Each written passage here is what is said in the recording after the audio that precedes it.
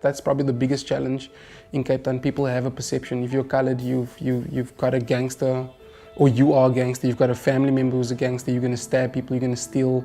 You're going to do whatever. And I haven't done any of those things.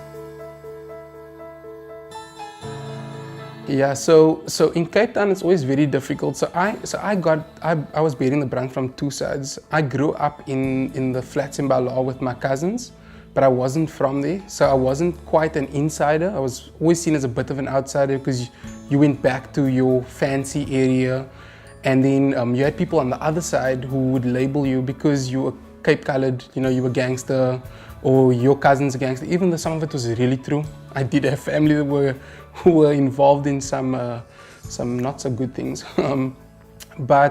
But it was always difficult because you had people that would judge you before, and they'd put labels on you, and they'd say, you know what, this is all you can be, this is all you'll ever be. I think that was the main thing. It's difficult in Cape Town to kind of break that, and so when you struggle with your identity as it is, you're trying to show one group of people that, you know what, I don't think I'm better than you, but you're trying to show another group of people, I'm not what you're saying I am.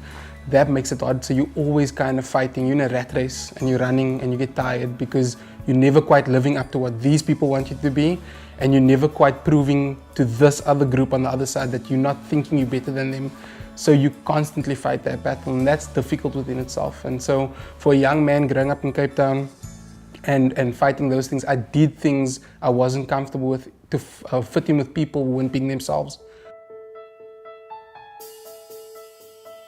One of the big things for me was coming to a place where I understood that God actually wanted to use my life, that I was going to be used, because throughout my schooling career, my teachers always defined me by the things that I did. They always said, you're not going to amount to anything because you're always joking around, you never take anything seriously, and that became my identity for a long time. And so I never believed that I could do anything of significance until one day I just felt God saying, He's going to use me in a powerful way, and that was it for me. I realized that the biggest handicap that I had was actually my mind.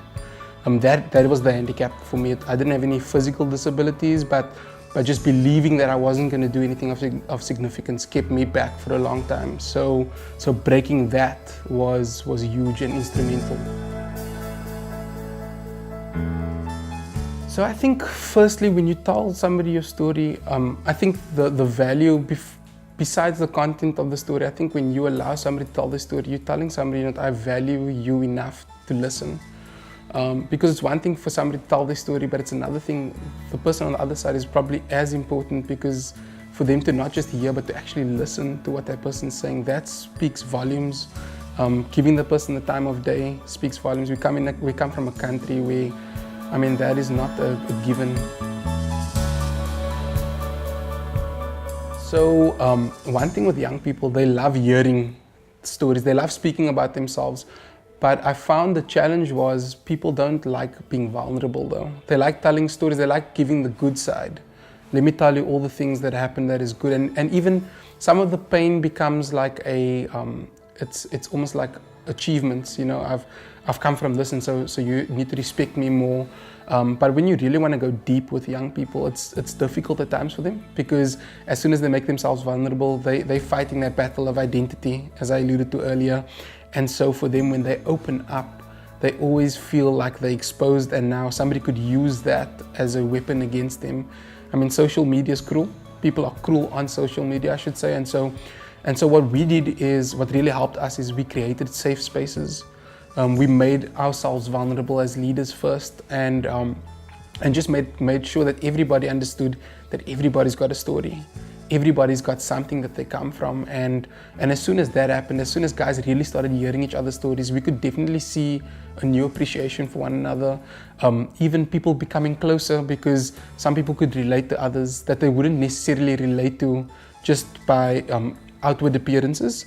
But then when they heard each other's stories, they realized how similar they actually are in a lot of the things that they were going through. So people's battles even would be the same thing, but just wrapped up differently.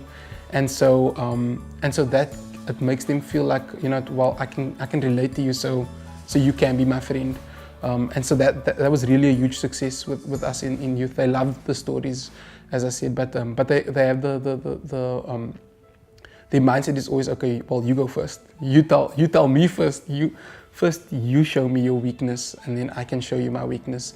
But as soon as we create those safe spaces, it's amazing how they actually come out of their shell. Yeah, so the first thing that I would do is that you lead by example. A leader always has to lead by example, right? So create the safe space where you actually share of yourself first and foremost, and then get your leaders and trusted people that you know are mature to share their stories as well.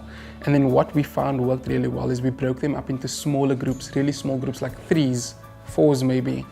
And then we got them to share with one another. But also very important, when somebody has shared something that makes them feel very vulnerable, as the leader, you go to that person afterwards, you reassure them, you make sure, I mean, somebody might say something that they've never shared before, and they've not got any healing in that area. I mean, it would be very silly of the leader to just leave it like that. I mean, you go to that person, you follow up, you find out if they've had counseling in that area, have they spoken to anybody else? I mean, we've had situations where people have told us like really, really difficult things. My name is Nathan Fabian Carolissen, and this is my story. And what's your story?